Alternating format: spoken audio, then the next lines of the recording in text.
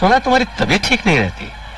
जी वैसी कोई बात नहीं सर, बस मामूली से खांसी है। देखो आरके, बढ़ती उम्र है, कमजोरी है और फिर खांसी। हम समझते हैं तुम्हें आराम की जरूरत है। काम कौन सा लठमार है प्रिंसिपल साहब, और थोड़ा बहुत आराम तो काम में मिल ही जाता है। देखो भाई रामकृष्ण, बात यह है कि बोर्ड ऑफ डायरेक्टर्स ने तुम्हें एक्सटेंशन देने से इनकार कर दिया। इनकार कर दिया? लेकिन सर पिछली बार भी आपकी मेहरबानी से बोर्ड ऑफ डायरेक्टर्स की ना हाँ में बदल गई थी। इस बार भी आपको ये उपकार करना पड़ेगा। मेरी बेटी लॉ कॉलेज में है और बेटा 10th स्टैंडर्ड में पढ़ रहा है। बस ये 1 साल और पूरा हो जाएगा तो सारा परिवार पार हो जाएगा। मैं सब समझता हूँ आरके, मेरे भी 2 बच्चे हैं, लेकिन ये जरूरी नहीं है कि डायरेक्टर्स इस बार भी मेरी बात मान लें। देखो भाई, मैं कोई प्रॉमिस नहीं कर सकता। सर मेरे क्लास का वक्त हो गया, अब मैं चलूं? अच्छा, मैं पूरी कोशिश करूंगा। धन्यवाद। सुनो जी आरके, वो रमा का रिजल्ट आ गया? बस कल सुबह आ जाएगा।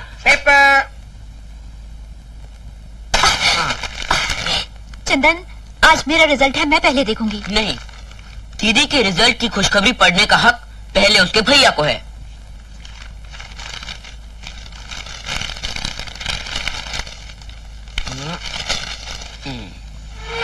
Missing?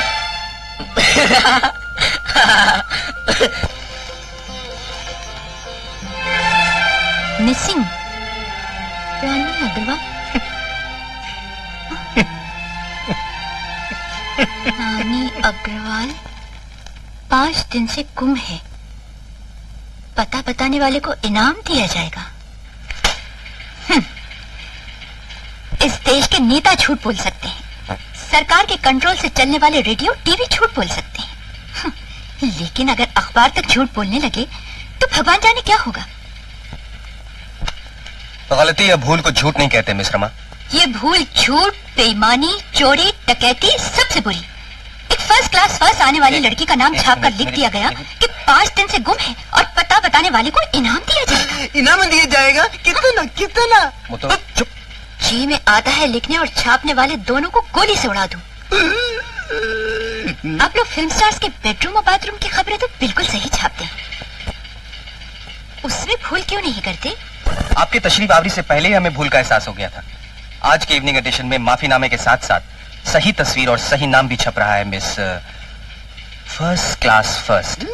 Bye the way, first class first मुबारक हो। मस्का लगाने की कोई जरूरत नहीं। अपनी गलती सुधारिएगा और आइंदा ऐसी भूल मत कीजिएगा। जी जी जी। अरे ये भी कोई बात हुई? तस्वीर मेरी और खबर गुमशुदा की, फर्स्ट क्लास फर्स्ट हम आए और थोपड़ा किसी और का छपे। पापा क्या कहना? भाई तेरी बहादुरी की तो हम वैसे ही कायल हैं, फिर इतना लंबा चौड़ा भाषण देकर इतना बोर क्यों कर रही है? हाँ, रमा पानी डाल, मेरी आंखों में मिर्ची लग गई है। रमा प्लीज पानी डालना। मेरी पूरी बात नहीं सुनती तो मैं पानी क्यों डालूं? लग रही है। ओह डालना प्लीज, पानी डालना, मिर्ची लग रही है। डालती हूँ, पानी पानी कर देती हूँ। अरे क्या कर रही है?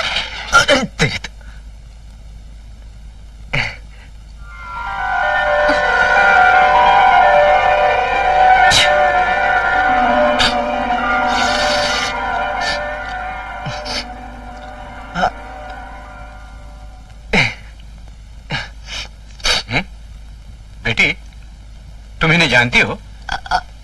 जी अब जिन्हें, मेरा मतलब है मैं इनका गुनहगार हूँ। अच्छा, क्या गुनाह किया तुमने? जी इनकी तस्वीर के साथ किसी गुमशुदा की खबर छाप दी और अच्छा तो वो तुम हो? जी हाँ, वो मैं हूँ। लेकिन ये भीग कैसे गए तुम? क्या बताऊं सर, इस देश में, हमारे देश में, हाँ, लोग पढ़ाई तो बहुत कर लेते हैं लेकिन सिविक सेंस बिल्कुल नहीं। अच्छा। अब देखिए ना, हर रोज रेडियो में, टेलीविजन में, अखबार में, हाँ, हर जगह ये बताया जाता है कि खिड़की से बाहर कुछ भी फेंकना हाँ, असभ्यता है। लेकिन कुछ लोग फिर भी आंखें मूंद कर ऐसी हरकत करते हैं और किसी बेचारे पैदल चलने वाले राही को गंदे पानी से नहाना पड़ता है। अब रास्ता चलने वाला आदमी आसमान की तरफ देख के तो नहीं चल सकता ना। हालांकि चांद, सूरज, सितारे सब आसमान पर ही होते हैं। अगला तैयार हो जाए और पिछला अंदर आ जाए। I mean next. Excuse me. Injection कहाँ देंगे, बाजू में या चूतर में? ये अरे भाई, भाषा वो अच्छी जो सरल हो। मैं हर बीमारी का इलाज इंजेक्शन से करता हूँ। देश में अनाज की कमी है, लेकिन बीमार और बीमारियां बहुत हैं।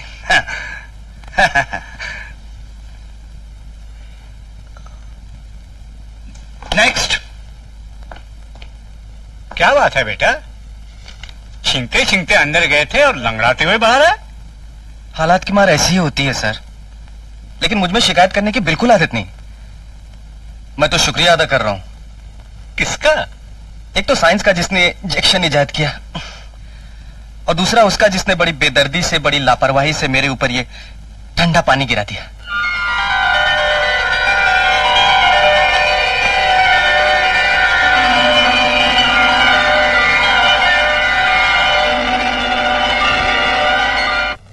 जी में आता है लिखने और छापने वाले दोनों को गोली से उड़ा दूं। मस्का लगाने की कोई जरूरत नहीं। अपनी गलती सुधारिएगा और आइंदा ऐसी भूल मत कीजिएगा। लेकिन कुछ लोग फिर भी आंखें मूंद कर ऐसी हरकत करते हैं, और बेचारे किसी पैदल चलने वाले राही को गंदे पानी से नहाना पड़ता है। अब रास्ता चलने वाला आदमी आसमान की तरफ देख के तो नहीं चल सकता ना सर।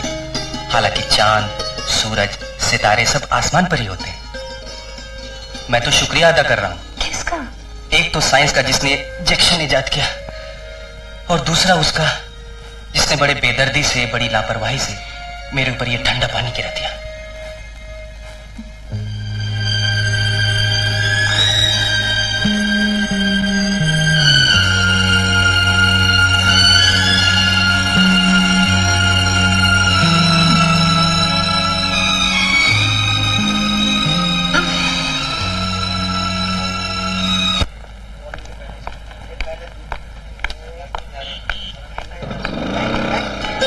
Good morning.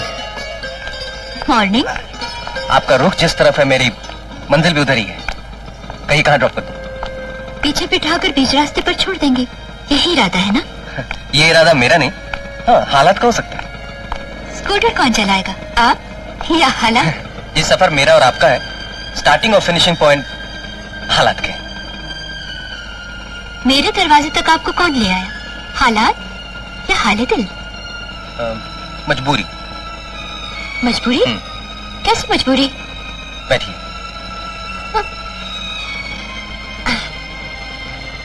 वो क्या है कि मेरे बैग पर इंजेक्शन लाइन की और कोई जगह बची नहीं थी, रहमा जी।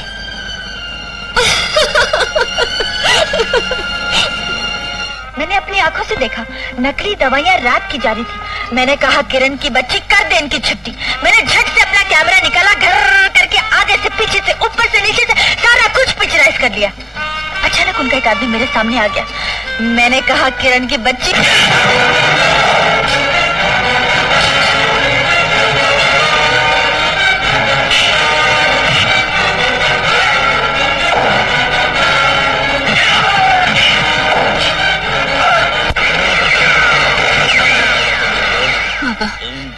मारा मारी से मुझे तो बहुत डर लगता है,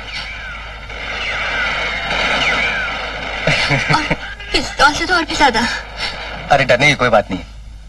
हिंदी फिल्म है, 2-1 पल में गाना शुरू हो जाएगा, वो देखो।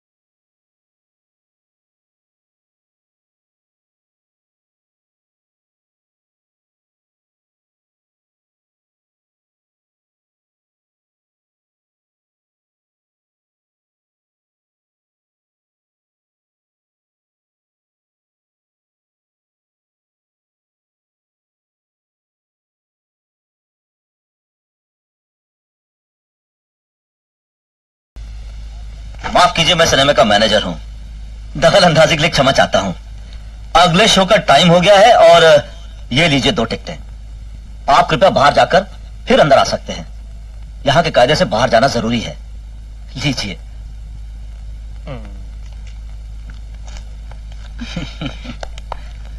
Thank you.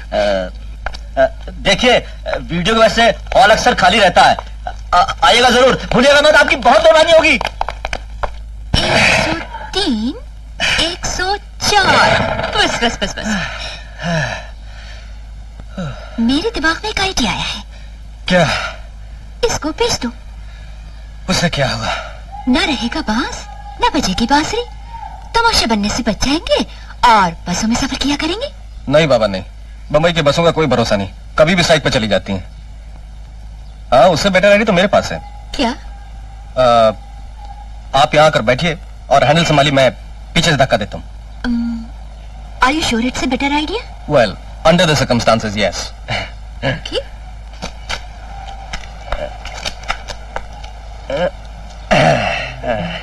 संभाल के, संभाल के। ये नो एंट्री जोन में कहाँ घुसा दिया? मैंने कहा घुसाया तो आपने। जी, मेरा मतलब हैंडल तो आपके हाथ में है ना, मैं तो सिर्फ धक्का दे रहा हूँ। अच्छा। और फिर घुस गया तो घुसने दीजिए, यहाँ कौन देख रहा है? नो एंट्री, नो सेंट्री यानी एंट्री, समझी? नहीं समझी? कोई बात चलती नहीं है। और कितनी दूर है भाई? बस थोड़ी सी दूर। अरे ये तो तुम कब से कहती आ रही हो। But this time by God आ गया। Thank God. उतरो। Okay, bye. अंदर नहीं आओगे? चाय नहीं पियोगे? फिर कभी, आज नहीं। कोई दूसरी अपॉइंटमेंट है क्या? अपॉइंटमेंट नहीं, एक असाइनमेंट है। एक सैनिटोरियम की ओपनिंग और एक मंत्री महोदय आ रहे हैं और फिर स्कूटर भी ठीक करानी है। वन सेक।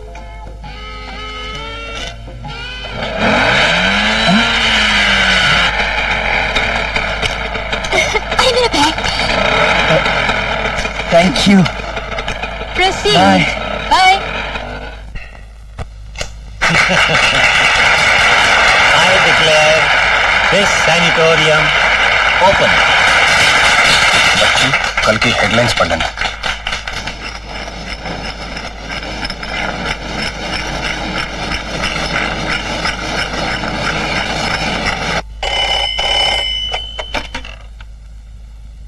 हेलो, हम लोकसभा सदस्य श्री बांकेलाल बोल रहे हैं, आपके निर्वाचन क्षेत्र से। जी जी, फरमाइए। कोई खता हो गई हमसे क्या? आप अपना अखबार छापने से पहले पढ़ते नहीं? हाँ? वो तो हम छपने के बाद भी नहीं पढ़ते। मेरा मतलब है कि तुम्हारा मतलब जानने के लिए ही हमने फोन किया। इस देश के जवानी चरस, गांजे, LSD और ऐसी दूसरी नशेदार चीजों की नजर होती जा रही है। ऐसे नशे के शिकार लोगों के लिए हमने हॉस्पिटल कम सैनिटोरियम खोल दिया। तो तुम्हारा अखबार लिखता है कि हमने दौलत बटोरने के लिए एक और धंधा शुरू कर दिया। हम नेता लोग देश की दूसरी समस्याओं और अनगिनत समस्याओं को सुलझाने में लगे रहते हैं और तुम लोग हमारे बारे में ऐसा लिखते हो, शर्म नहीं आती? देखिए बंकलाल जी, भूल लिखाई में भी हो सकती है और भूल छपाई में भी हो सकती है। कल सुबह के एडिशन में माफीनामा छप जाना चाहिए जी, वरना अच्छा नहीं होगा। अरे वरुण, घोड़े को कंट्रोल में रखने के लिए उसके मुंह में लगाम डालते हैं। अब तुम्हारे कलम को काबू में रखने के लिए मैं क्या करूं? मिस्टर एडिटर, मेरी आंखें सच देखती हैं, मेरा दिल सच महसूस करता है, इसलिए मेरा पेन भी सच लिखता है। इस पर कोई रोक, कोई लगाम नहीं लग सकती। जानते हो वरुण, जिस कागज पर तुम लिखते हो वो मेरा है और तुम्हारी लिखाई जिस कागज पर छपती है वो भी मेरा है। और हमारे अखबार की पॉलिसी है कि किसी भी कंट्रोवर्सी में नहीं पड़ना, इसलिए तुम उस पॉलिसी को मानोगे और अपने पेन को उस पर अमल करना सिखाओगे। That's very clear. You may go now.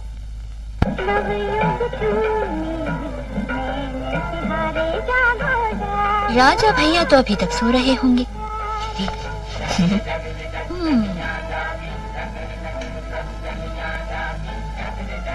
जागो चंदू भैया जागो, बहना के राखे तुझको कब से पुकारे जागो जाग। जाग जाओ ना राजा भैया, देखो मैं तुम्हारे लिए राखी लेकर आई हूँ। मैं अच्छी तरह से जानती हूँ तुम सोए नहीं हो, सिर्फ सोने की एक्टिंग कर रहे हो। एक्टिंग तो बहुत अच्छी कर लेते हो। रेखा मेरी बहुत अच्छी दोस्त है, उससे सिफारिश करके तुम्हें फिल्म में काम दिला दूंगी।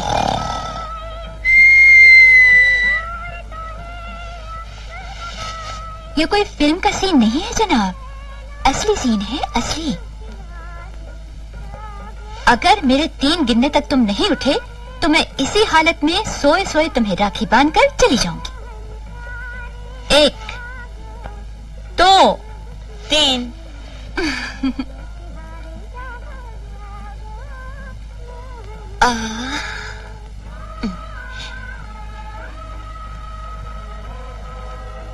लो,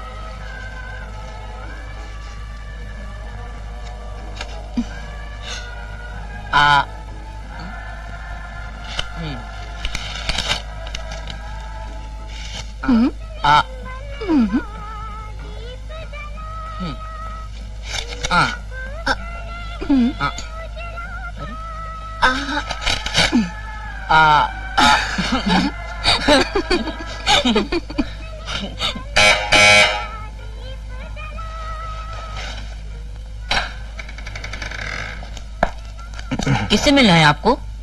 रमा है? जी है। आइए। चलिए। आपकी कलाई पर राखी नहीं है? मैं अपनी दीदी से कहूंगा, वो आपकी कलाई पर भी राखी बांध देगी। चंदू, हाँ? जो मुंह में आता है बकते जाते हो। जान नहीं पहचान नहीं। यह है मेरा छोटा भाई चंदन और आप हैं मिस्टर वरुण, पत्रकार। आदाब अर्ज़ है सरकार। पत्रकार? वही जिन्होंने तुम्हारी दीदी को गुम कर दिया था। अच्छा अच्छा, तो वो आप हैं। आधा वर्ष है, दरअसल वो भूल मेरी थी। सत्यमेव जयते, सत्यमेव जयते। वाह, क्या हो रहा है भाई? पिताजी देखिए इनके हाथ पर क्या लिखा है। सत्यमेव जयते। लेकिन ये सिर्फ लिखने भर लिखा है या इसे मानते भी हो? नहीं सर, ये मेरा कन्विक्शन, मेरी सारी जिंदगी है। शाबाश बेटा, तुम्हारे जैसे नौजवान हैं इसलिए इस धरती पर सत्य जीवित है। लेकिन इधर कैसे आना हुआ? वो सर, मैं जरा इधर से नहीं उधर से जा। रमा, इधर आओ। चंदन, तुम जाओ जाके पढ़ो। शाम को 4:30 बजे मिलेंगे। चाय नहीं पिलाओगे? रमा! अच्छा, शाम 4:30 बजे।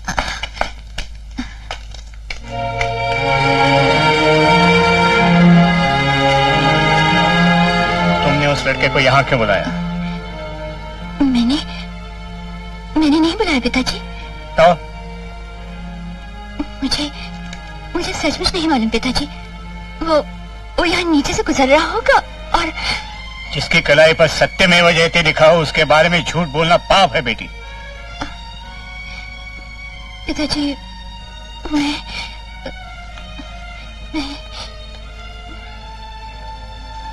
तुम्हारा चेहरा कुछ और बोल रहा है और तुम्हारी जबान कुछ और।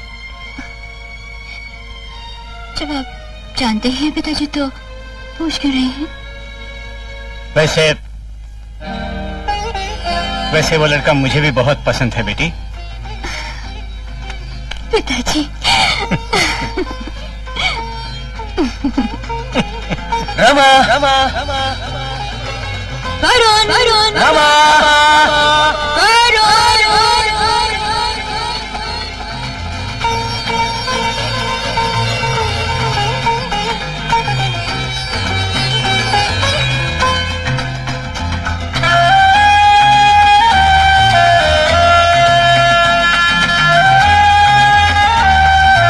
लेकिन ये बात तो बताओ, इन चमकदार गहनों के साथ साथ हमारी चमकदार बिटिया का ये चमकदार हाथ किसके हाथ में दे रहे हो?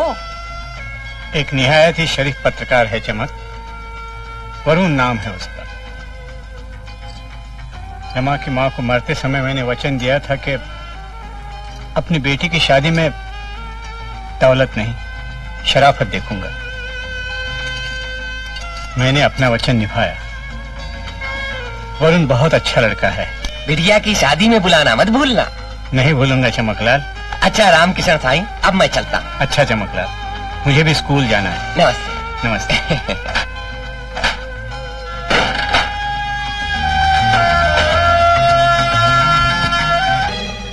आई एम सॉरी आरके, अब एक्सटेंशन नामुमकिन है। ऑर्डर्स राइटिंग में इशू हो चुके हैं, अब कोई कुछ नहीं कर सकता। सर, मैंने अपनी सारी जिंदगी बच्चों को पढ़ाने में ही गुजारी है, और अब मेरे बच्चों की पढ़ाई के वक्त ये नौकरी मुझे इस तरह धोखा देगी, मैंने सोचा भी न था। वेरी सॉरी आरके, मेरे हाथ में कुछ नहीं है। देखो, तुम्हारी तबीयत ठीक नहीं रहती है, 60 साल से ज्यादा तुम्हारी उम्र हो गई है। एजुकेशन मिनिस्ट्री की पॉलिसी बन गई है कि बुढ़ों को हटाकर जवानों को रखा जाए। I just can't help it. बुढ़ों को हटाकर जवानों को रखा जाए? ये किस किस्म की पॉलिसी है सर? ये कैसी पॉलिसी है? ये पॉलिसी और कानून बनाने वाले लोग जिनको हमने पढ़ाया है, ये पढ़े लिखे लोग, इनके लीडर, हमारे नेता यानी मिनिस्टर बहुमत में 60 साल से ऊपर हैं, उनके लिए उम्र की कोई पाबंदी नहीं। सरकार तो धोखा दे गई, शरीर भी दिन ब दिन धोखा दिए जा रहा है। अब शायद हौसला और हिम्मत भी धोखा देगी।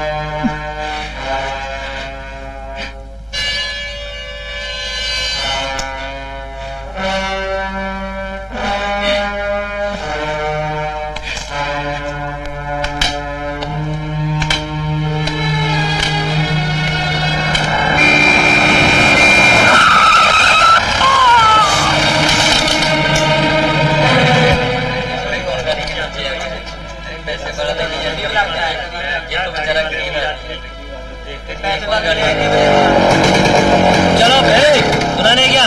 चल भाग भाग गए। चल पीछे चल चल। डीपी साहब, आप? Good evening sir. Good evening. हम यहाँ से गुजर रहे थे, कोई हमारी गाड़ी से टकरा गया है। कोई गरीब आदमी लगता है, आप जरा संभाल लीजिए। समझिए आपकी गाड़ी कभी इस रास्ते से गुजरी नहीं। ड्राइवर साहब की गाड़ी लेके जाओ रिवर्स में। Thank you inspector Joseph.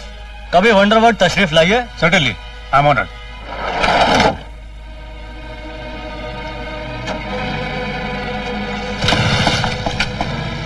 साले, वही साहब। ड्यूटी ऑफिसर को रिपोर्ट करके एम्बुलेंस भिजवा देना। ठीक है साहब।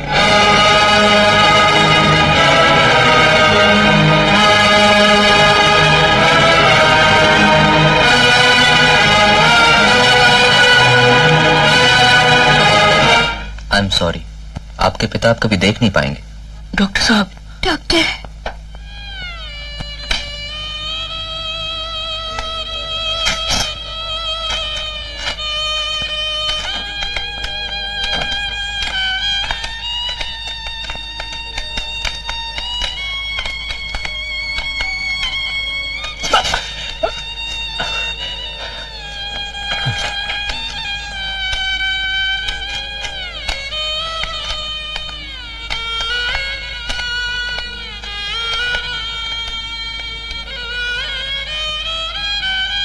पिताजी की आंखें नहीं रही तो क्या हुआ? मेरे हाथ तो हैं। हर साल राखी क्यों बांधती हो इन पर? क्या मतलब? मतलब ये कि रसोई घर में चूल्हा मेरी कमाई से जलेगा। मेरे प्यारे प्यारे भाई, मैं मानती हूँ कि अब तू बहुत बड़ा हो गया है, मगर तेरे दिन कमाई के नहीं पढ़ने के हैं। तो क्या हुआ, मैं सवेरे काम करूंगा और रात को पढ़ूंगा, लेकिन रसोई घर की चिंता तुम्हें नहीं करने दूंगा, समझी?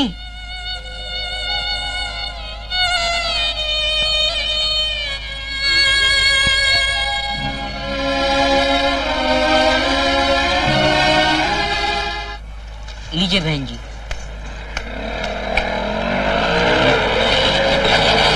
हेलो चंदू, सुना है तुम काम करके घर संभालने लग गए हो।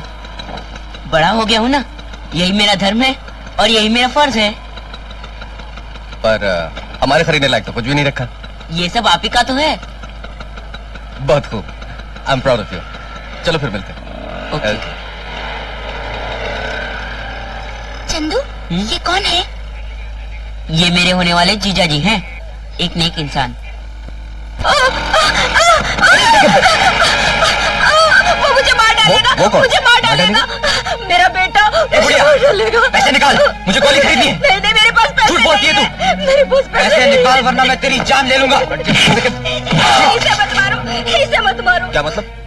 नशे की गोलियां खाने की आदत पता नहीं कहाँ से लग गई। जब नशा टूटता है तो अपने आप को ब्लेड से काट लेता है या फिर मुझे मारने को दौड़ता है। माँ, मुझे पैसे दे दे वरना मैं तुझे जिंदा नहीं छोड़ूंगा। देखो देखो, ये नशे का दौरा है, सत्यानाश है ऐसा नशा बनाने वालों का। कितने पैसे चाहिए? तुम दोगे? सालों ने आजकल भाव बहुत बढ़ा दी। 35 रुपए में एक गोली देने लगे। कहाँ मिलती हैं गोलियां? वंडरवर्ल्ड में।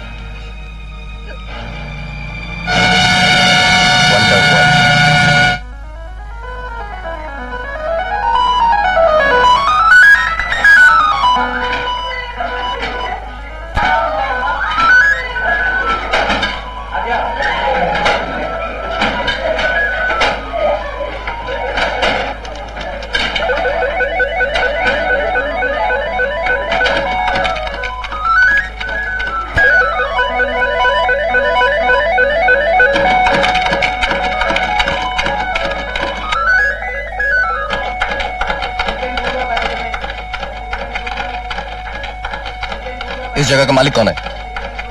कौन है इस जगह का मालिक? बॉस, आपसे कोई मिलना चाहता है। हम अभी आते हैं।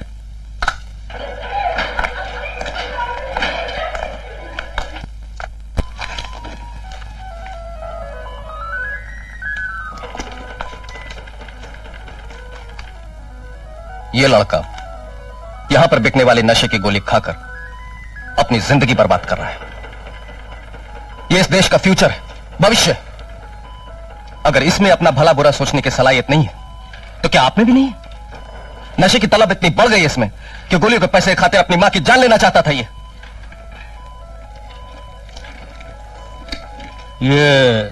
कौन सी फिल्म के हीरो का डायलॉग था ब्रदर?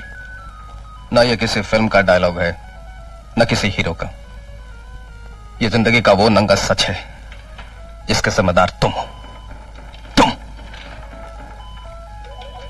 बेवजह इल्जाम मत लगाओ ब्रदर। नशे की किसी भी चीज से हमारा कोई संबंध नहीं है। जाइए। तुम झूठ बोल रहे हो। इस लड़के ने खुद कबूल किया है कि इसने नशे की गोलियां यहां से खरीदी।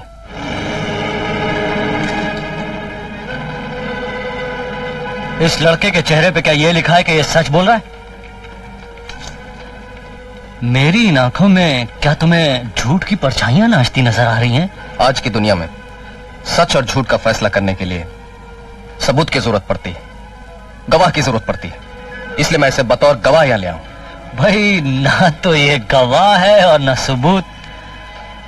हमारे इस पार्लर में और ऐसे 20 पार्लर और जिनके के हम मालिक हैं, वहां मॉडर्न साइंस के चंद गेम्स यानी वीडियो गेम्स खेले जाते हैं। नशे की चीज ना तो यहाँ बनती है और ना बेची जाती है। अब अगर कोई भाई बाहर से ही नशा करके आ जाए तो हम क्या कर सकते हैं? मिस्टर, मैं तुम्हें एक और अक्ल की बात बताता हूं। बताइए। मैं जिस फ्लैट में रहता हूं ना, उसकी कीमत है 19 लाख रुपया। मेरे लेफ्ट साइड में एक प्रोस्टिट्यूट रहती है और राइट साइड में एक स्मगलर। मगर मैंने कभी कोई आपत्ति नहीं की, हमेशा अपने काम से काम रखा। क्यों? है ना अक्ल की बात? वैसे भी हमारे देश में लोकतंत्र है, हर आदमी को अपनी तरह से जीने का हक है, समझे? आपने तो बहुत कुछ समझा दिया। अब जरा मैं कुछ समझाऊं? मेरे पास वक्त तो नहीं है, फिर भी बोलो।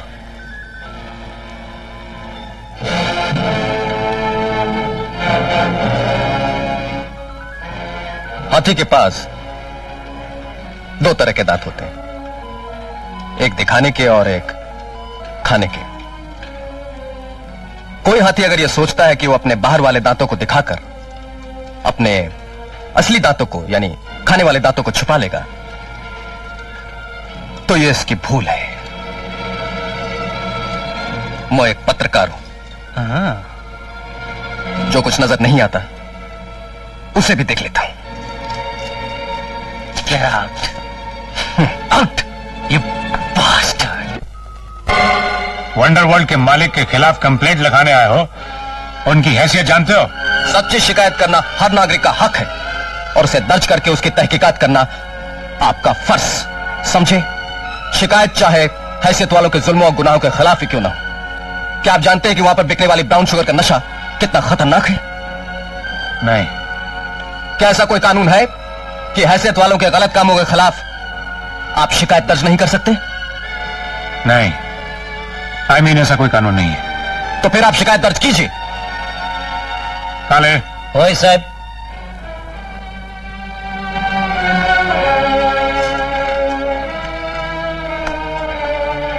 हाँ, तुमची कंप्लेन क्या है? आप लिखिए। हाँ, मालूम है। आप एफआईआर रजिस्टर में दर्ज कीजिए और मुझे एनसी नंबर भी दीजिए। हाँ, ठीक है।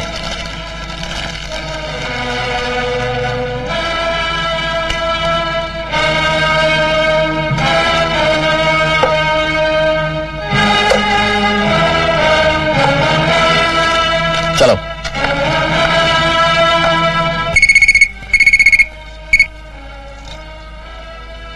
Baby here.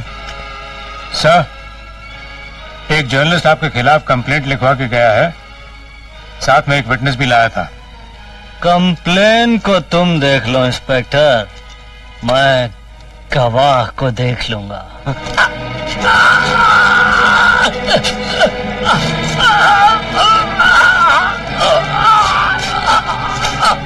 डैडी, ये देखा आपने? किसी उल्लू के पट्टे ने लिखा है क्या कि मेरा वंडर वर्ल्ड मेरे लिए वंडर वर्ल्ड है और आपका अंडरवर्ल्ड। इतना ही नहीं डैडी, ये गधा लिखता है कि बेटा अफीम, चरस, गांजा और ऐसी नशे की चीजें बेचकर देश के नौजवानों के दिमागों को बीमार करता है, और उसका बाप यानी कि आप ऐसे बीमार दिमागों के लिए अस्पताल की ओपनिंग करता है। बीमारी भी कमाई का धंधा है और इलाज भी। डैडी, वो लिखता है कि बाप बेटा दोनों मिलकर ये काम करते हैं, हालांकि बिना सबूत के इस खबर में दम नहीं। मगर खबर तो है डैडी।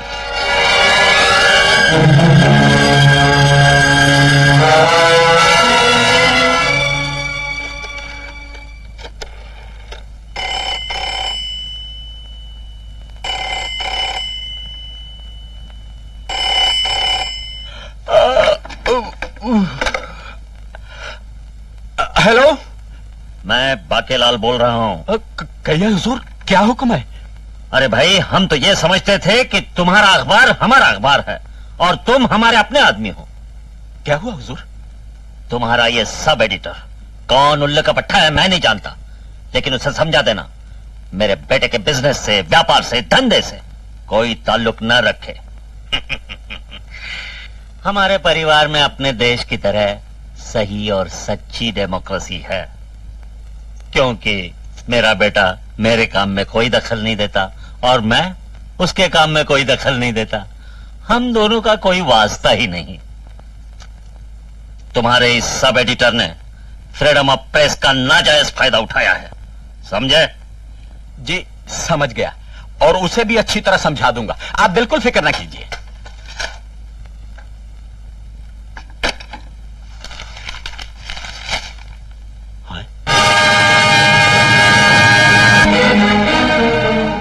मुझे बुलाया सर? मजबूर किया है तुमने मुझे बुलाने पर। आज के अखबार में तस्वीरों के साथ जो हेडलाइंस हैं, वो किसकी इजाजत से छापी तुमने? वो एक सच्ची कहानी है सर, और सच छापने के लिए मुझे... मिस्टर वरुण, अखबार के धंधे में सच छापने के लिए नहीं, छुपाने के लिए होता है। I don't agree with you sir. Then you can go to hello.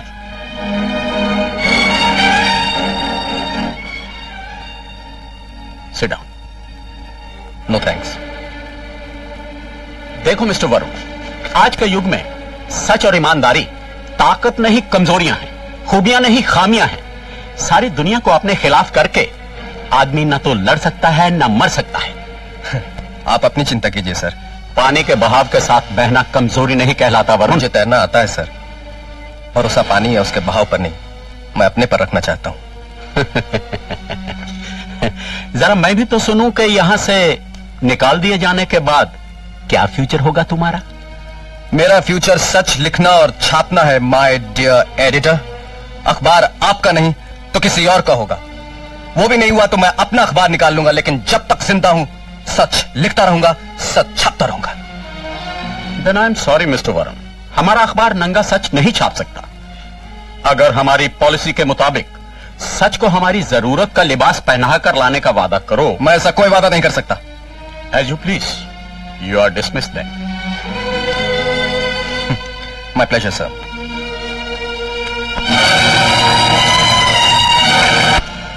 Sir वो कहता है कि उसका फ्यूचर सच लिखना और सच छापना है।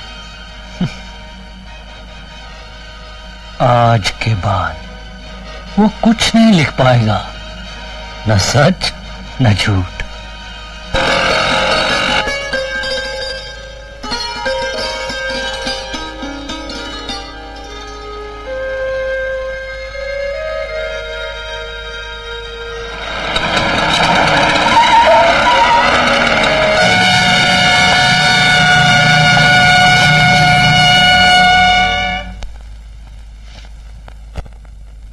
सुना है आपका फ्यूचर सच लिखना और सच छापना है? जी। मुझे गौर से देखिए। देख लिया, फ्यूचर का इरादा बदला, मौत भी नहीं बदल सकती।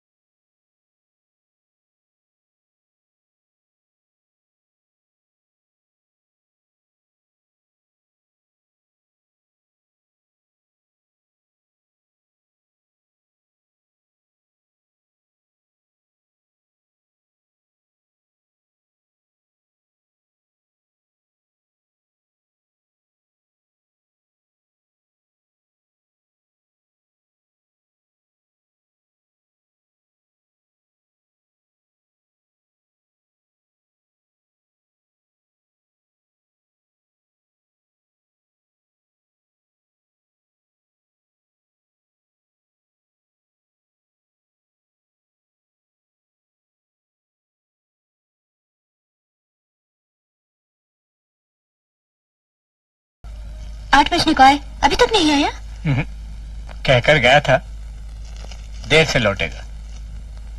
कल राखी है ना, बहुत खूब राखियां बेचता होगा मेरा लाल। चंदू 8 बज गए, चल चलते हैं। नहीं यार, आज थोड़ा ओवर टाइम कर लेते हैं। क्यों? कल रक्षाबंधन है ना, मुझे अपनी दीदी को एक अच्छी सी साड़ी खरीद कर देनी है, और अच्छी साड़ी न सस्ते में मिलती है न सस्ते में। ये देख, ये राखी बंधवाऊंगा मैं अपनी दीदी से। ठीक है, तू जाना चाहता है तो तू जा, मैं तेरा सामान भी अपने सामान के साथ बांध लूंगा। नहीं चंदन, जब तू ओवर टाइम करता है तो मैं भी तेरे साथ ओवर टाइम करूंगा। पुलिस? पुलिस? चंदू, ये पुलिस वाले हमें पकड़ के ले जाएंगे। चलो भाग। क्यों? हम क्यों भागे? हम कोई चोरी का धंधा थोड़ी करते हैं। पकड़ लो सालों को सबको, ले जाओ थाने। क्या बात है इधर?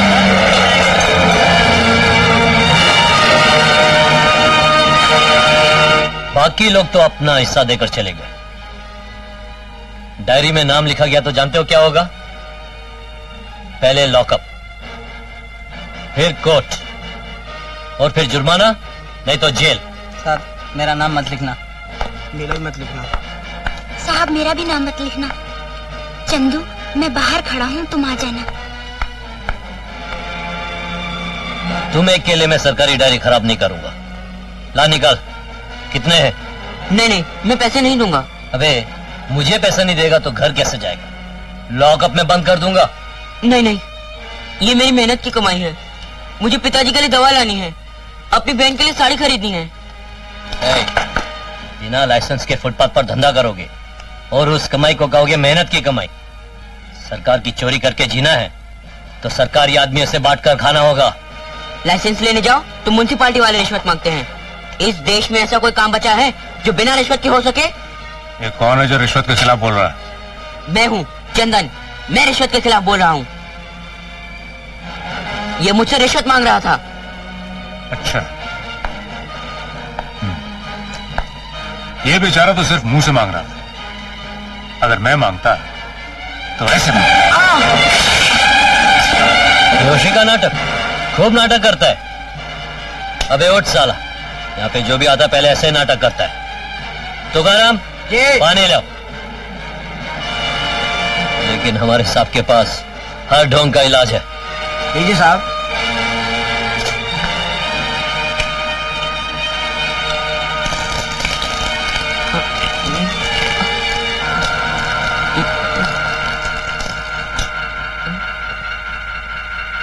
अबे उठ।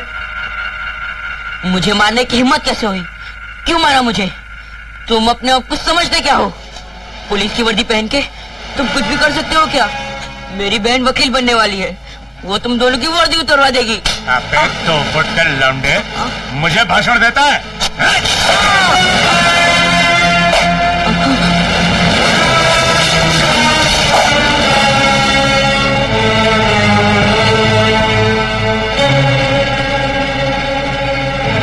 सर ये तो वाकई बेहोश हो गया और खून भी बहुत बह रहा है। ऐसा करो, इसको हॉस्पिटल ले जाओ और दाखिल करा दो और एक एक्सीडेंट केस भी रजिस्टर करा दो इसका। ठीक है सर। तुकाराम इधर आओ। जाओ।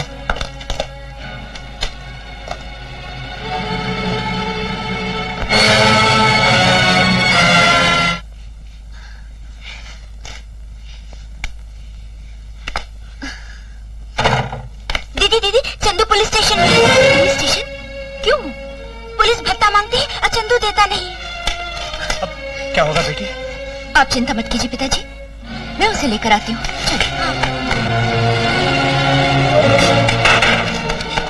मैंने सुना है मेरे भाई को आप लोगों ने पकड़ के रखा है। कहाँ है वो? क्या नाम है उसका? चंदन। चंदन? हाँ हाँ, हम ही उसे पकड़ के यहाँ लाए थे, मगर चूंकि वो पहली बार पकड़ा गया था हमने उसे वार्निंग देकर छोड़ दिया। मगर खुशी के मारे जो वो भागा तो गिर पड़ा और सर पर चोट लग गई। खून बहने के कारण हमने उसे कूपर हॉस्पिटल भेज दिया। Cooper hospital? सॉरी। कौन थी ये लड़की? चंदन की बहन सर। बड़ी खूबसूरत लड़की है।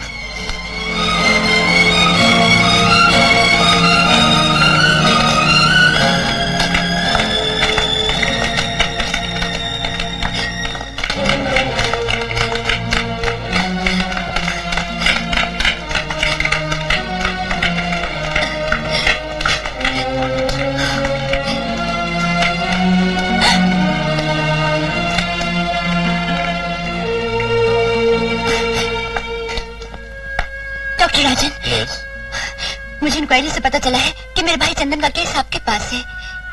गहरी चोट तो नहीं आई ना? बताइए ना डॉक्टर साहब। आप बोलते क्यों नहीं डॉक्टर साहब? क्या हुआ चंदन को? क्या हुआ चंदन को डॉक्टर साहब? डॉक्टर साहब प्लीज। उसके सर में गहरी चोटों के निशान थे। लगता है पुलिस की मार और सदमे की वजह से वो हॉस्पिटल में दाखिल होने से पहले ही दम तोड़ चुका। रिकॉर्ड में किसी वारिस का पता न होने की वजह से मैंने उसे इस कमरे में रखवा दिया है।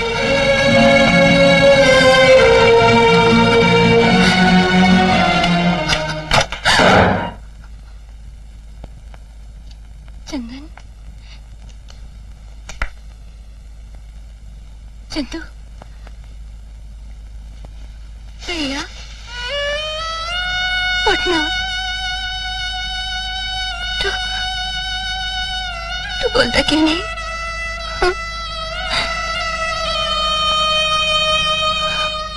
चंदू,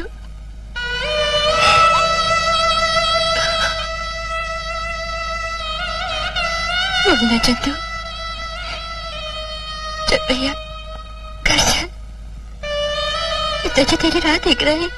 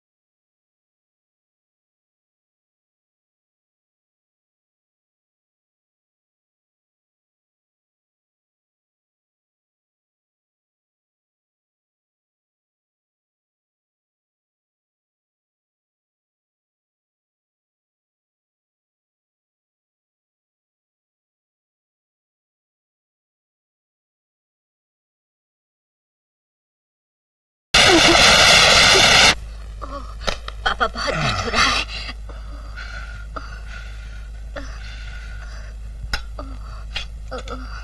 हाँ बेटी, ठहर जाओ।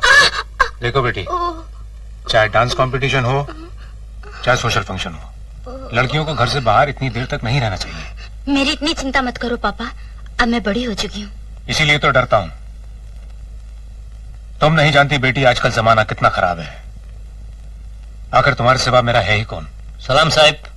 क्या है साहब? चंदन की बहन ने भाई की मौत का सबूतों के साथ केस फाइल कर दिया। अब क्या होगा? हमारे बचने का कोई जरिया नहीं है। एक रास्ता है। कौन सा साहब?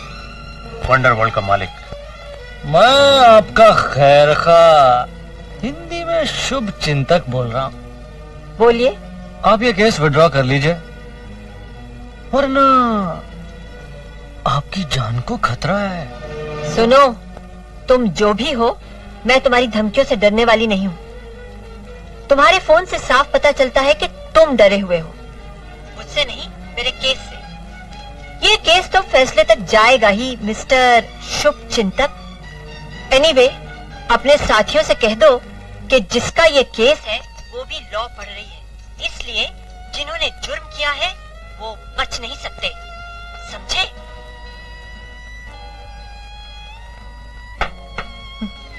ये तो आप लोग समझ ही गए होंगे कि मुझे धमकी दी जा रही थी।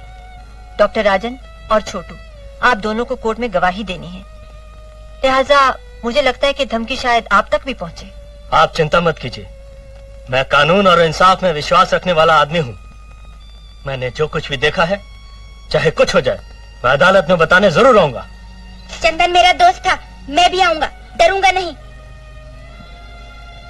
मुझे पूरा यकीन है कि डॉक्टर राजन और छोटू की गवाही के बाद तो वो दोनों सस्पेंड कर दिए जाएंगे। हो सकता है सजा भी हो जाए। गवाह मिल जाने से कुछ नहीं होता, गवाह का अदालत तक पहुंचना भी तो जरूरी है। एक डॉक्टर है और दूसरा फुटपाथ पर धंधा करने वाला गरीब लड़का, इन दोनों को मैं संभाल लूंगा। Excuse me. यस। आप चंदन केस के गवाह डॉक्टर राजन है ना? जी हाँ। आपकी वकील मिसेस चोपड़ा ने आपको बुलाया। कहाँ है वो? चलिए।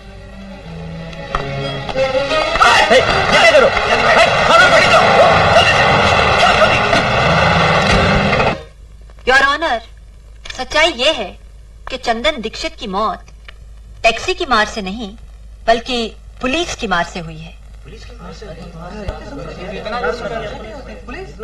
और इसका सबूत है मेरा पहला गवाह डॉक्टर राजन।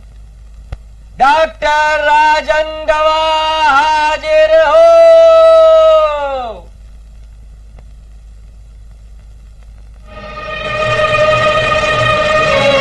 डॉक्टर राजन गवाह हाजिर हो।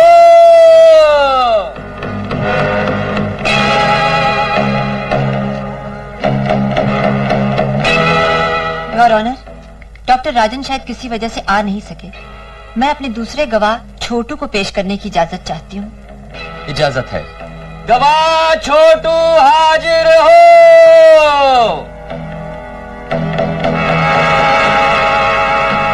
गवाह छोटू हाजिर हो।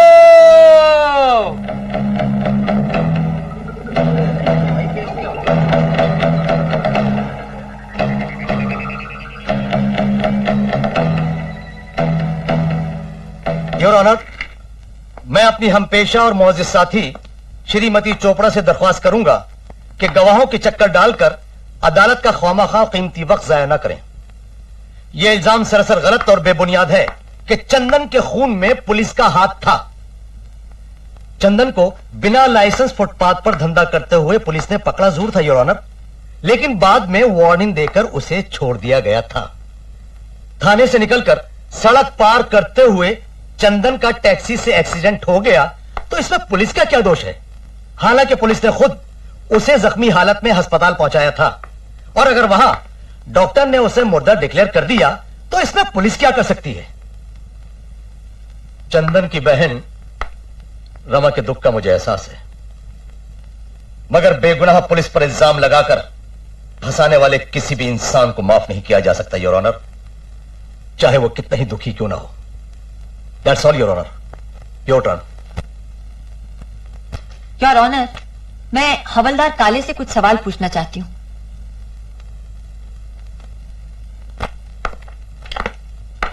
सलाम साहब, मैं जो कुछ कहूंगा सच कहूंगा, सच के सिवा और कुछ नहीं कहूंगा। हवलदार काले, क्या आप अदालत को ये बताएंगे कि एक्सीडेंट की जगह पुलिस चौकी से कितनी दूर है? 20-25 कदम, समझ लीजिए चौकी के बिल्कुल सामने है। हाँ, तो एक्सीडेंट के वक्त आपने क्या सुना? गाड़ियों के टकराने की आवाज या चंदन की चीख? दोनों। तो फिर तुमने क्या किया? जी, मेरा मतलब टक्कर की आवाज सुन के तुम बाहर भागे? जी, भारी तो भागता, और कहां भागता। Order order. अच्छा, बाहर पहुंच के तुमने क्या देखा? क्या देखा? खड़ी टैक्सी और जख्मी चंदन। और टैक्सी ड्राइवर? वो ड्राइवर शायद भाग चुका था। टैक्सी का नंबर तो आपने नोट किया ही होगा? जी नहीं। ओह, एक्सीडेंट केस था इसलिए नहीं किया। वैसे तो पुलिस वाले बिना कारण ही कारों के नंबर नोट कर लेते हैं। ऑर्डर। खैर, फिर क्या किया आपने? जी, चौकी से जीप बुलाई और उसमें जख्मी चंदन को डालकर अस्पताल ले गए। हवलदार काले, आप कब से पुलिस में काम कर रहे हैं? जी, पिछले 7 साल से। ओह, 7 साल से। योर ऑनर, 7 साल से पुलिस में नौकरी करने वाला यह हवलदार एक ऐसी जगह पहुंचता है जहां पे एक एक्सीडेंट हुआ है और जिसमें एक बच्चा बुरी तरह से जख्मी हुआ है, और यह इंसान न तो टैक्सी ड्राइवर की तलाश करता है, न टैक्सी का नंबर नोट करता है, और न ही अपने किसी साथी को हिदायत देता है कि ऐसा करो। योर ऑनर, या तो यह आदमी झूठ बोल रहा है या फिर यह पुलिस का आदमी ही नहीं। Order order. और रही गवाहों की बात, तो उन्हें मैं अगली तारीख को मरहूम चंदन की बहन रमा दीक्षित के साथ, जो कि इस केस की अहम गवाह है, हर हालत में पेश करूंगी। That's all your honour.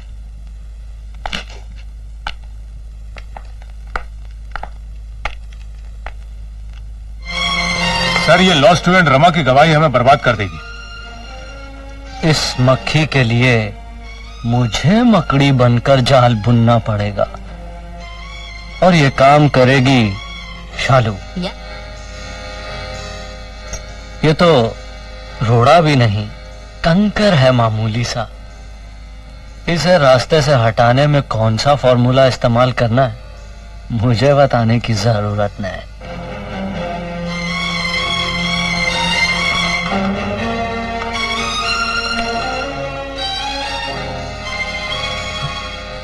कौन है? जी, मैं हूँ रमा की सहेली। तो चोर की तरह क्यों चल रही हो? आओ, बैठो। रमा है क्या? नसीब के लिखे को कौन टाल सकता है।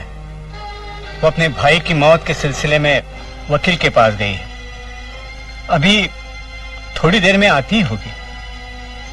तुम बैठो ना, बैठो। बेटी, नाम क्या है तुम्हारा? बेटी, बेटी, चली गई। वकील का कहना है कि हमारा केस बहुत स्ट्रांग है, काले को तो सजा होगी ही होगी। बेटी, तुम्हारे गैर हाजिरी में तुम्हारी एक सहेली यहाँ आई थी। मेरी सहेली? हाँ। क्या नाम बताया? मैंने नाम पूछा पर तब तक वो चली गई थी। खाना खाया जा रहा है। तुम? मी बाजीराव काले, पुलिस हवलदार। हमें खबर मिली कि इस घर से अफीम गांजे का धंधा होता है। नहीं। तुकाराम, तलाशी लो इस घर की।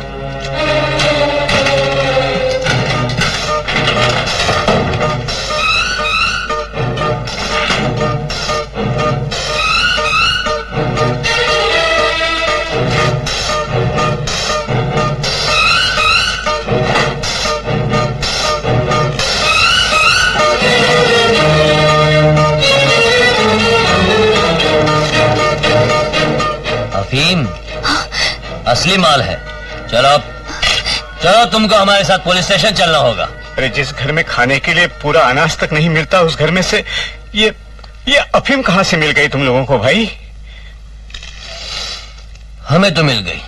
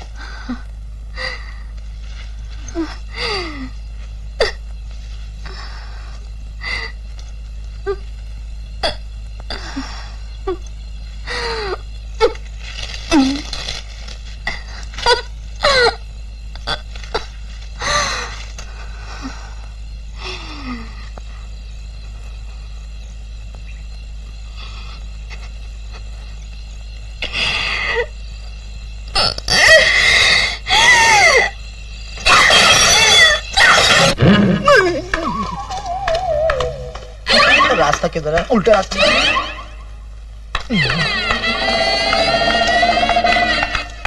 सुनिए, यस प्लीज। पहले ये फूल कबूल फरमाइए। Thank you. आपका नाम? Thank you. Muttu, I mean Muttu Swami. काम? वरुण को ढूंढना है, आई मीन वरुण से मिलना है।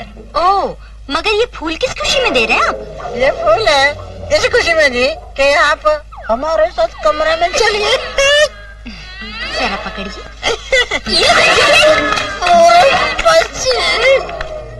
अयो, गलत बोले क्या मैं?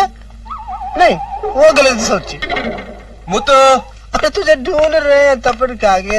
वरुण है, वरुण है, ये कैसा अजीब नर्स है जी इस हॉस्पिटल का, जिस किसी को भी तुम्हारे कमरे में जाने को बोला बड़े को ठजे।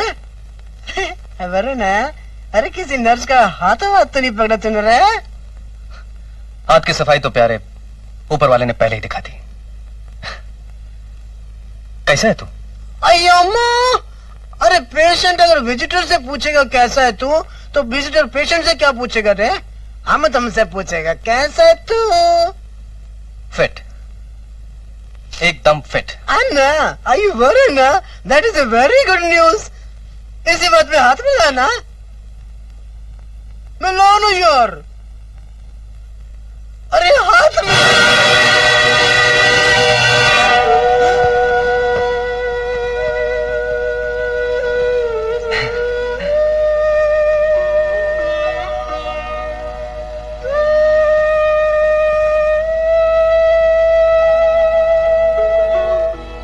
सॉरी वरुण,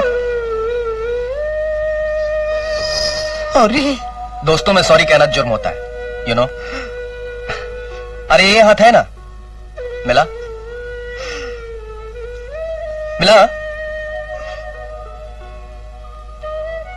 अरे तू आंखें नम क्यों करता है?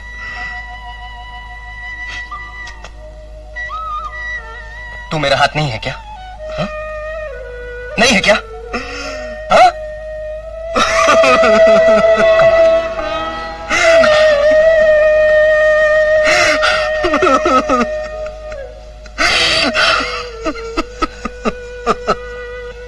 छोटी छोटी बातों पर रोया नहीं करते।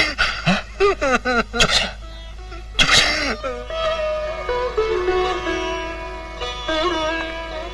आगे बेटी। रमा, उन लोगों ने तुम्हारे साथ कोई जुल्म तो नहीं किया? जी मैं मिसेस चोपड़ा हूँ, रमा की वकील। आप? जी मैं उसका पिता हूँ। ओह। क्या हुआ अदालत में? हम हारे तो नहीं, लेकिन केस डिसमिस हो गया। क्यों? क्योंकि हमारी तरफ से कोई गवाह ही नहीं पेश हुआ, रमा तक नहीं आई।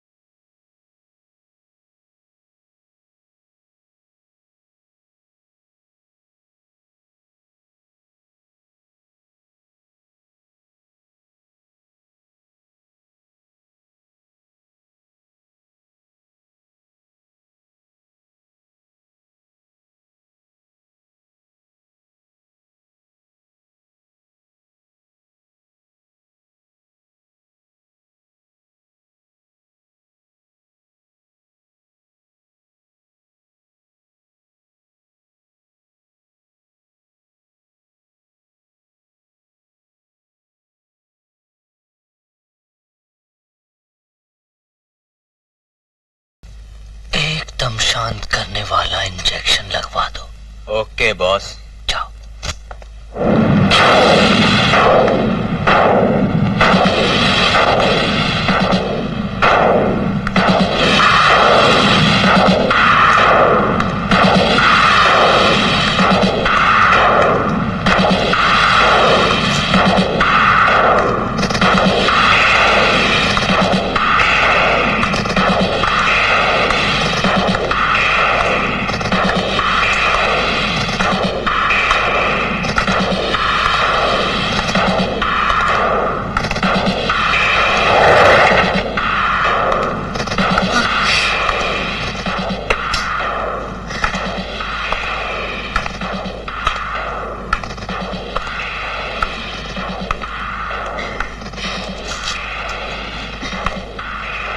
क्या नाम है तुम्हारा?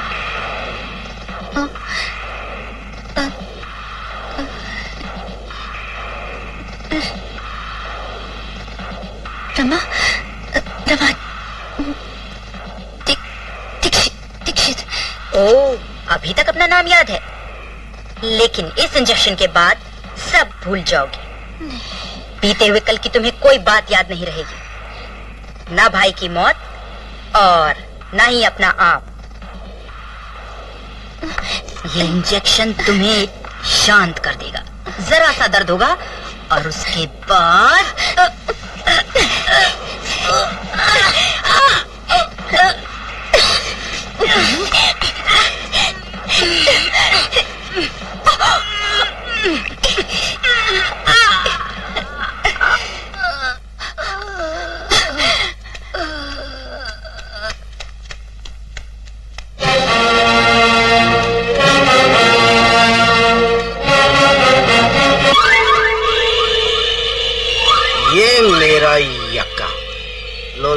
अब चाल चलो।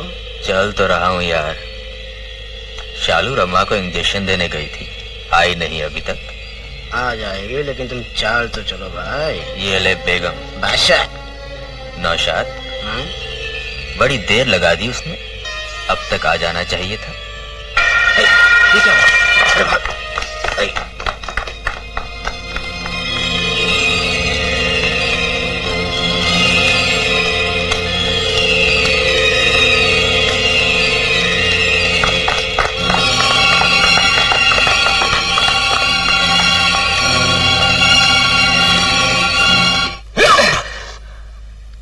भाग गई वो? जाओ और उसके घर पर पहरा दो, वो वहां जरूर आएगी। Okay boss. Hello darling.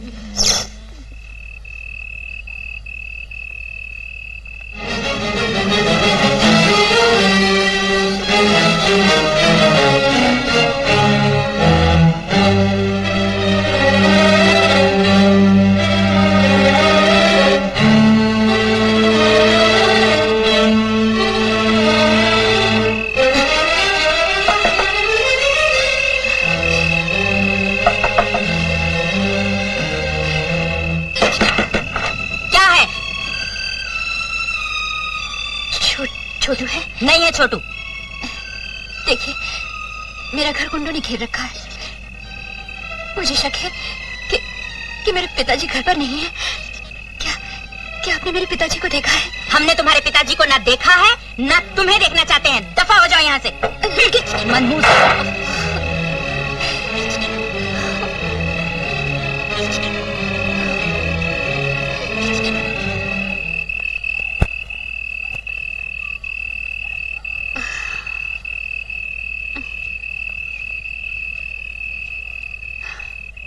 दीदी। अरे छोटू, तू? हाँ दीदी, मैं। दीदी, कुछ गुंडे मेरे घर पर आए थे, धमका कर चले गए, इसलिए उस दिन मैं अदालत में नहीं आया। मुझे माफ कर देना दीदी। वो सब तो ठीक है, लेकिन मेरे पिताजी कहाँ हैं? तुम्हारे पिताजी को मैंने मंदिर में देखा था, बीमार थे। मंदिर में देखा था? बीमार थे?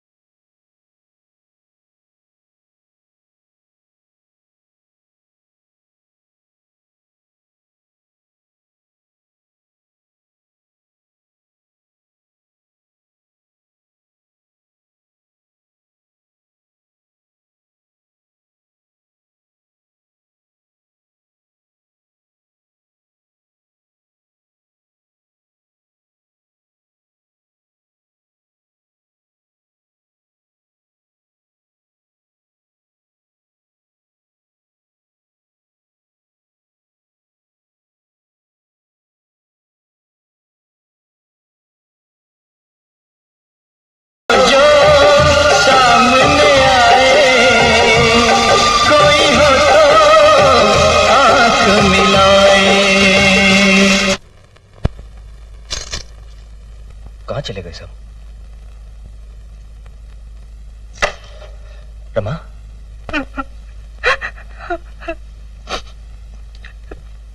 बस कर रमा, मैं और नहीं सुन सकती। भगवान के लिए बस कर। क्यों बस करूं? मैं भी चिल्लाई थी, लेकिन किसी ने बस नहीं किया।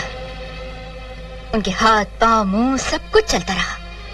वो मुझे नोचते रहे, काटते रहे, मसलते रहे। भूखा कुत्ता जैसे बेजान गोश्त पर टूटता है, वो मुझ पर टूट पड़े और मेरा सब कुछ तोड़ दिया। एक औरत की कहानी अगर एक औरत नहीं सुनेगी तो कौन सुनेगा? कौन सुनेगा दीदी?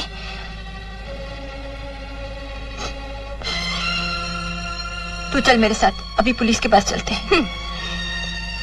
इस धरती पर कोई दरवाजा ऐसा नहीं जैसे मर्द के जुल्म की शिकार कोई औरत खटखटाकर इंसाफ की मांग कर सके।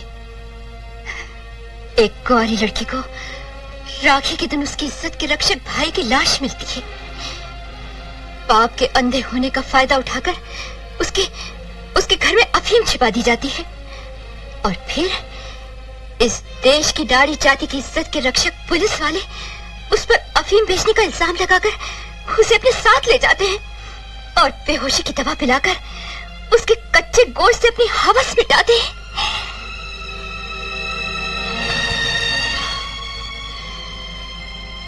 मैं पूछती हूँ, ये इंसानों की दुनिया है या जानवरों की? यहाँ का मर्द आदमी है या दरिंदा?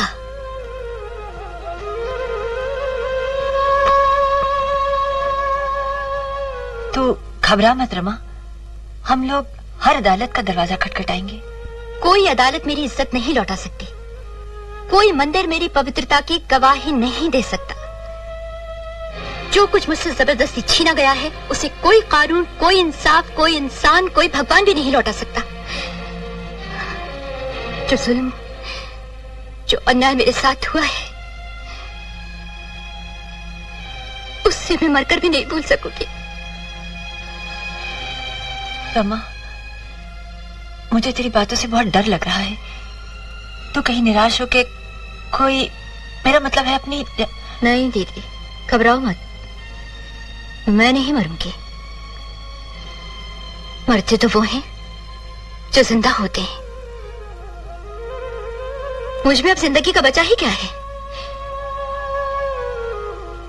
दुर्भाग्य तो ये है कि मैं पागल नहीं हुई, मगर पागल खाने से भाग के तो आई हूं। और जिन लोगों ने मुझे वहां पहुंचाया उनको तो मैं। रमा, रमा, अरे मेरी बात तो सुन।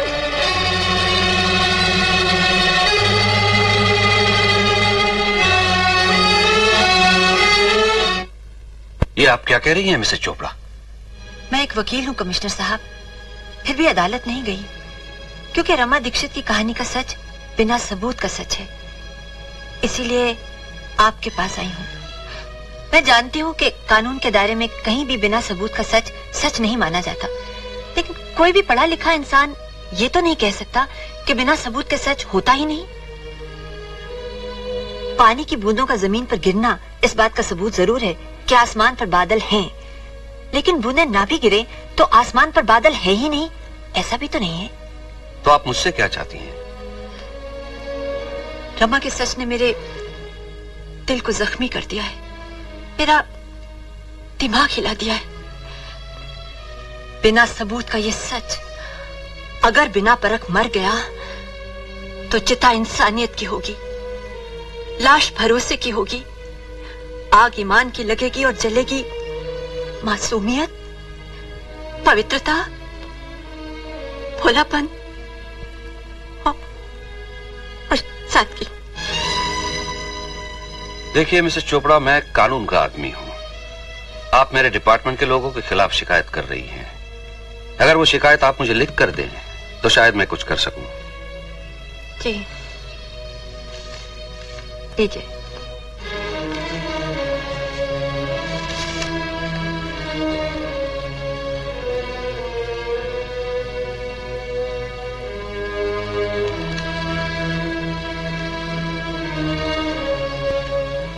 अगर इस देश का कोई भी इंसान जुल्म और अन्याय की शिकायत करता है तो हमारे डिपार्टमेंट के लिए बड़ी शर्मनाक बात है। इन वर्दियों की बेइज्जती है। और अगर वो शिकायत किसी वर्दी पहने हुए इंसान के खिलाफ आती है तो डूब मरने का मकाम आ जाता है हम सब लोगों के लिए। लेकिन चूंकि बिना सबूत के कोई भी इल्जाम जुर्म नहीं बनता, इसलिए हर जालिम इंसान उस वक्त तक नेक और शरीफ माना जाता है जब तक वो पकड़ा नहीं जाता। यहां मौजूद 2 इंसानों की शिकायत मेरे पास उनके नामों के साथ आई है, लेकिन यह नाम मैं अपनी जुबान पर नहीं लाऊंगा, क्योंकि न शिकायत करने वाले के पास कोई सबूत था न मेरे पास है। मैं एक बात आप सब लोगों को साफ साफ बता देना चाहता हूं, पर्स छीनकर भाग जाना, गले से सोने की चेन उतार लेना, रेप, मर्डर, औरतों के साथ होने वाले ये तमाम जुल्म पुलिस की लापरवाही या इनएफिशिएंसी के सबूत हैं। बिना सबूत वाली शिकायतों की तादाद बढ़कर कहीं खुद अपने में एक सबूत ना बन जाए। मेरी तसल्ली हुए बिना मैं किसी पर हाथ नहीं डालूंगा, लेकिन जब मेरी तसल्ली हो जाएगी तो कोई भी गुनाहगार बच नहीं सकेगा। That's all, gentlemen.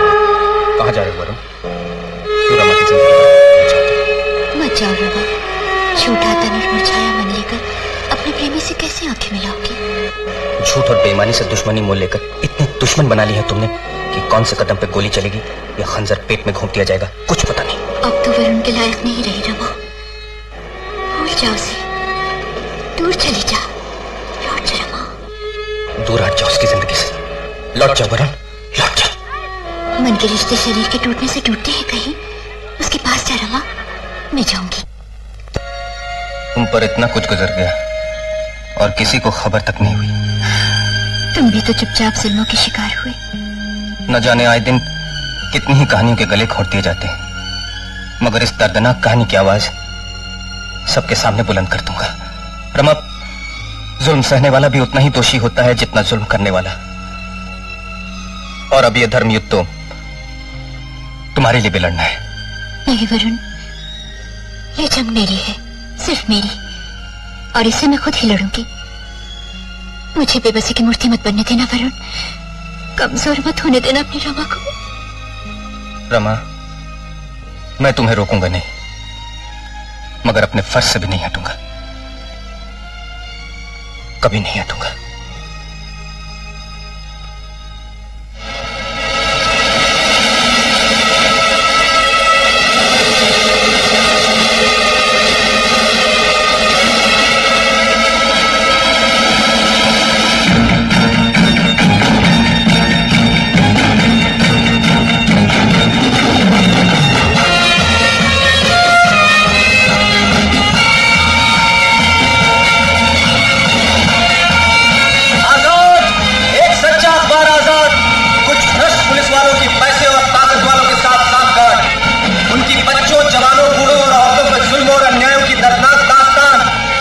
छापने की बजाय सच छुपाने वाले का भांडाफोड़, वंडरवर्ल्ड के चमत्कार, नशा, शराब और शबाब, आजाद। उसकी इतनी जुर्रत बेटे की है कि वो निर्दोषों के लिए मकड़ी का जाल बुनता है। बेटे का वंडरवर्ल्ड, बाप के लिए अंडरवर्ल्ड, जुए का अड्डा वंडरवर्ल्ड, नौजवानों को और बच्चों को गुमराह और बर्बाद करने वाला वंडरवर्ल्ड, बाप और बेटे का साझा व्यापार बेटा नशे का मरीज बनाता है और बाप ऐसे मरीजों का इलाज करता है। बीमारी भी कमाई का धंधा और इलाज भी। एक निडर और हिम्मत वाला अखबार आजाद, आजाद, आजाद। उसकी इतनी हिम्मत? जी हाँ, उसकी बुलंद आवाज आप लोगों को सड़कों पर सरेआम बेनकाब कर रही है। अगर यह मामला सड़कों से पार्लियामेंट तक पहुंच गया तो पीएम के सफाई अभियान में सबसे पहले हम लोग कचरे की तरह उठाकर सड़कों पर फेंक दिए जाएंगे। उसके कलम की सच्ची आग हम लोगों को जलाकर खाक कर देगी। नहीं, ऐसा कुछ नहीं होगा। उसकी आग को हम अपनी आग से जलाकर राख कर देंगे।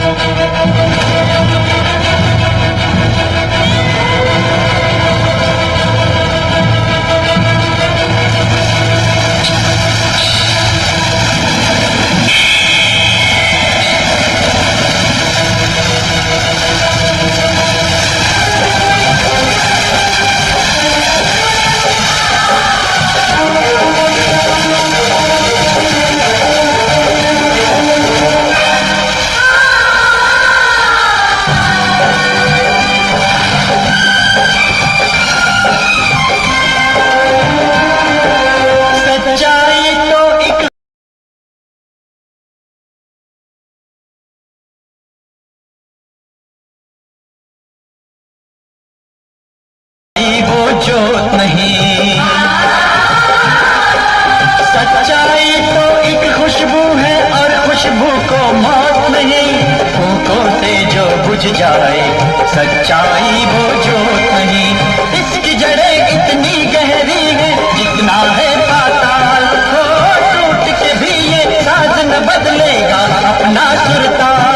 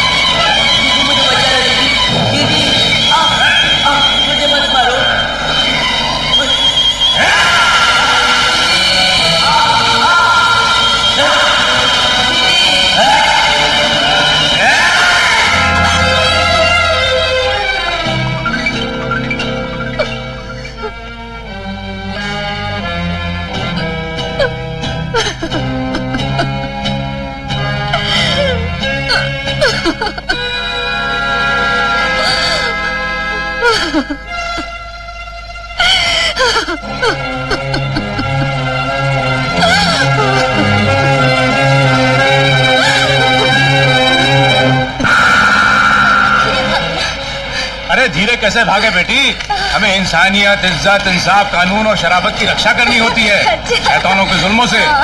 और बेटी शैतान तो बहुत तेज भागते हैं, इसलिए हमें उनसे भी ज्यादा तेज भागना पड़ता है। कमान कमान, अच्छी सेहत के लिए सुबह और शाम वर्जिश करना बहुत जरूरी है and you must do it. Okay पापा, ओके, चलते हैं। बाकी एक्सरसाइज घर में जरूर करना, भूलना नहीं।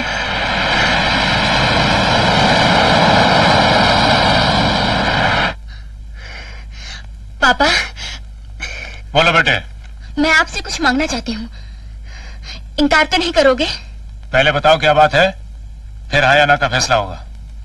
मुझे एक प्रोड्यूसर ने अपनी फिल्म में हीरोइन का रोल देने का वायदा किया है। आज रात को स्क्रीन टेस्ट के लिए बुलाया है, जाने की इजाजत चाहती हूँ। आई एम सॉरी लीना, ये इजाजत तुम्हें नहीं मिल सकती। क्यों पापा? क्योंकि तुम मेरी इकलौती बेटी हो और मैं नहीं चाहता कि तुम्हारे दामन पे कोई ऐसा दाग लगे जिससे तुम्हारी बाकी जिंदगी खराब हो जाए।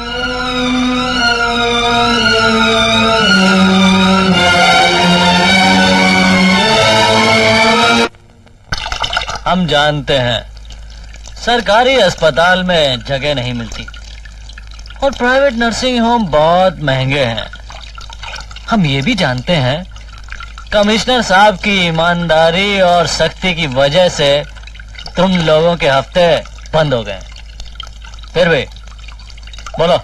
आप तो अंतर्यामी है सरकार, बस ले देकर आप ही का दरबार बचा था। हमारे दरबार से कोई भी खाली नहीं जाएगा। मोहिनी, मैंने तुम्हें कितनी बार कहा है इस हालत में अपना ख्याल रखा करो, कभी भी कुछ भी हो सकता है। तुमने नर्सिंग होम में पैसे भर दिए हैं ना?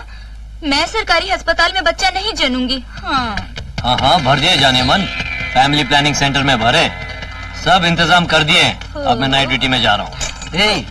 संभल संभल के, धीरे धीरे पाँव रख के घर जाना। मैं जाता हूँ।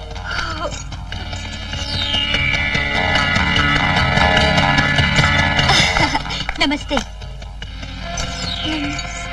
देखिए, मैं उस फैमिली प्लानिंग सेंटर से आई हूँ जहाँ आपके पति ने आपके पहले बच्चे की डिलीवरी के लिए पैसे भरे हैं। हो। आपको एडमिट होने के लिए एक फोटो खिंचवानी होगी। आई गो भाई फोटो। कब और कहाँ, कौन खींचेगा फोटो? मैं सब इंतजाम करके आती हूँ, तैयार रहिए। बेटी, तुम्हारे पिताजी ने ये गहने तुम्हारे दहेज के लिए खरीदे थे, क्यों बेचती है? मुझे कुछ खरीदना है। क्या?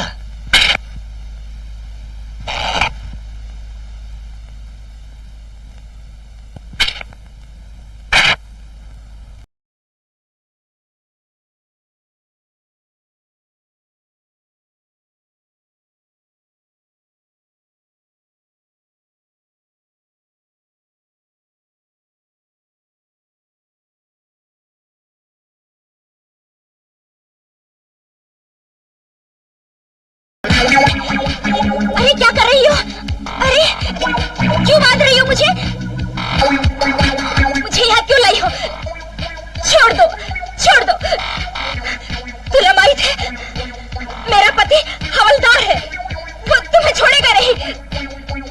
तुम्हें बचाना पड़ेगा अपनी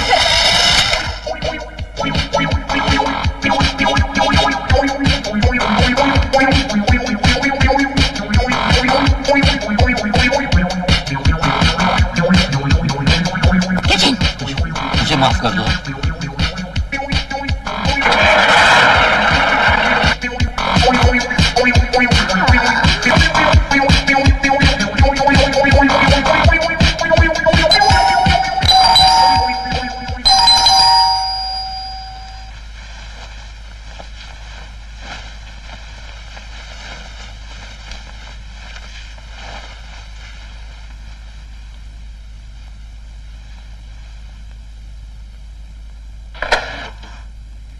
अरे आप आज रास्ता कैसे भूल गए?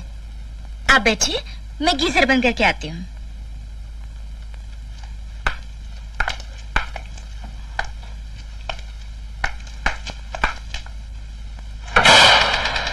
अपनी जान, अपने होने वाले बच्चे की जान और अपनी बीवी की जान। अरे ये लड़की कौन है?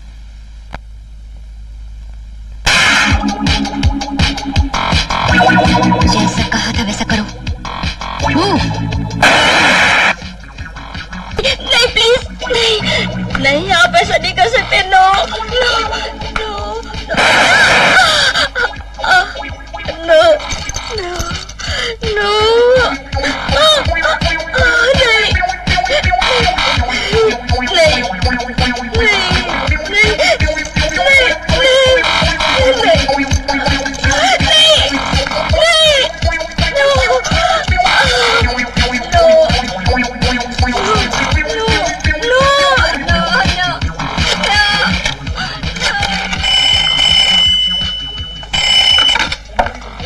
Hello inspector Joseph.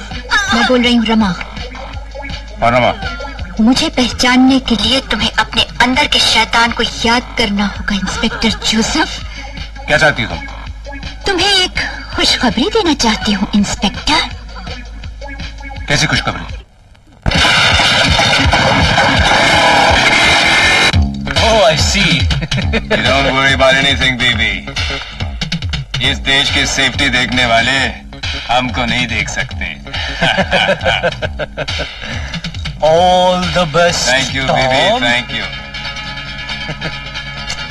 इस लॉकेट में छुपी हुई इंफॉर्मेशन के जरिए हम हिंदुस्तान को तबाह कर देंगे।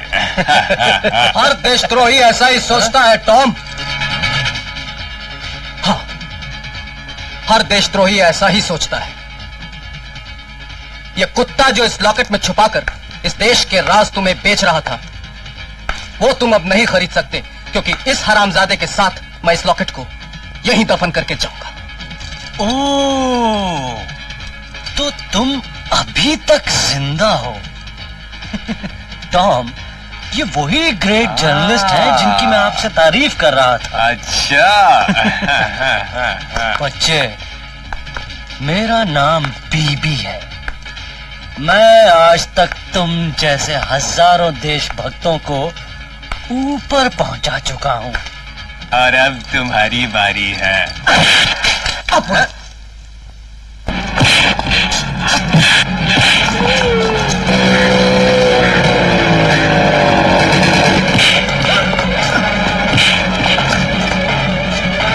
आज मैं तुझे जिंदा नहीं छोड़ूंगा। आज मैं तुझे जिंदा नहीं छोड़ूंगा।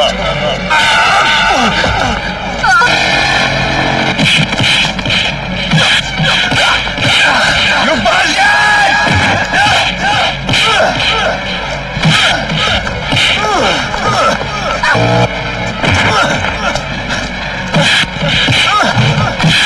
Kill you, bastard!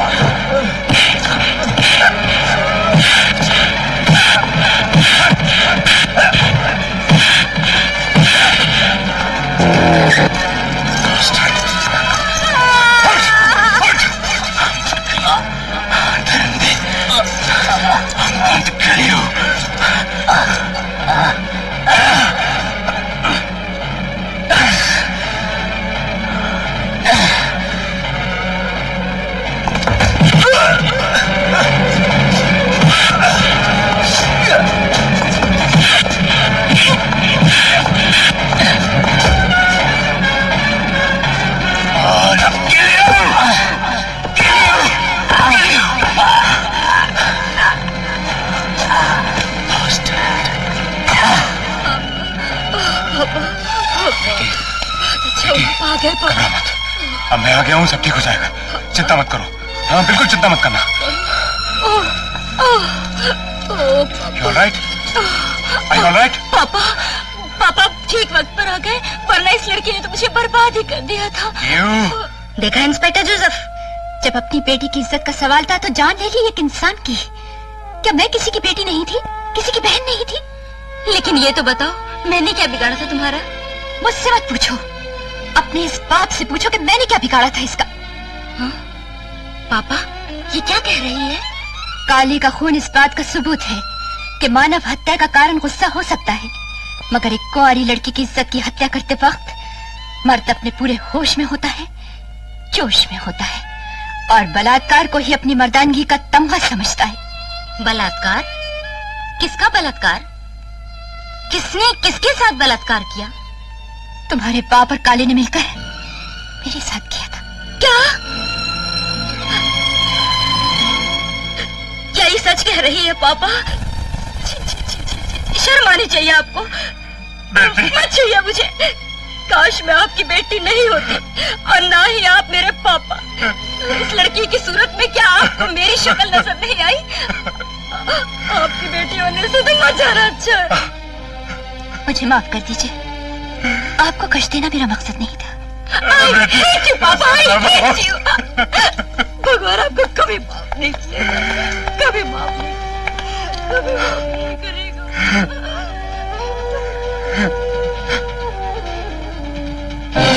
मैंने कहा था ना, इस जुर्म की सजा सिर्फ मौत है।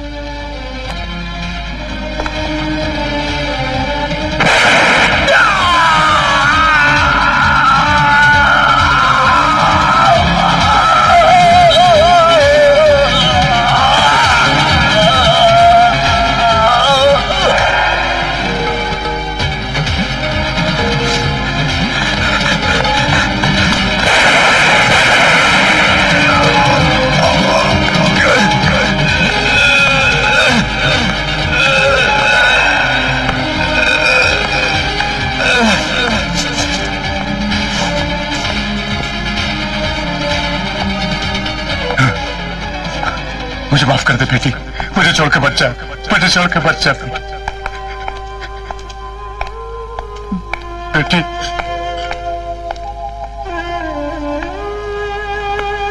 रेप, मर्डर, औरतों के साथ होने वाले ये तमाम जुल्म, रेप, मर्डर, जब मेरी तसल्ली हो जाएगी तब कोई भी गुनाहगार बच नहीं सकेगा, बच नहीं सकेगा, बच नहीं सकेगा, बच नहीं सकेगा।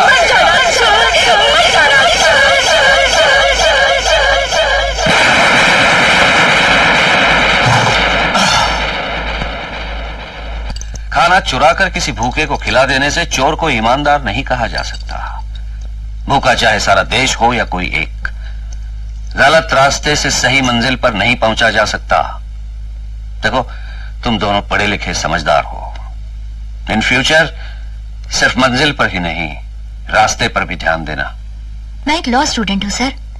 कानून की कमजोरियों को कानून पढ़कर दूर करना चाहती हूँ, ताकि इंसाफ सबको मिल सके और जल्दी मिल सके। मैं एक पत्रकार हूँ सर। चोरी, बेईमानी, घूसखोरी के खिलाफ लिखना चाहता हूँ, बोलना चाहता हूँ, इस देश की जनता को जगाना चाहता हूँ सर। फिर भी कानून तुमने अपने हाथ में लिया है। मिलॉर्ड, जब मेरा हर सही कदम बुराई को नहीं रोक पाया तो मजबूरन मुझे कानून अपने हाथों में लेना पड़ा और मैंने बुराई को खत्म कर दिया। मेरे पिस्तौल से चली हर गोली।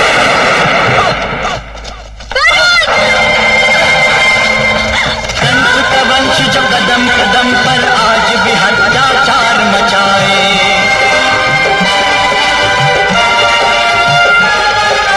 कंस का वंश जो कदम कदम पर आज भी अत्याचार मचाए, वो ना जाने कृष्ण सुदर्शन चक्र लेकर कब आ जाए, चक्र लेकर कब आ जाए।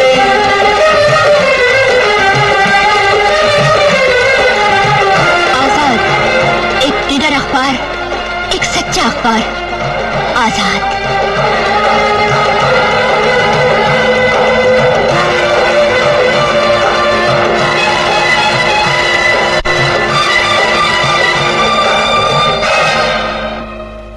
यदा यदा हि धर्मस्य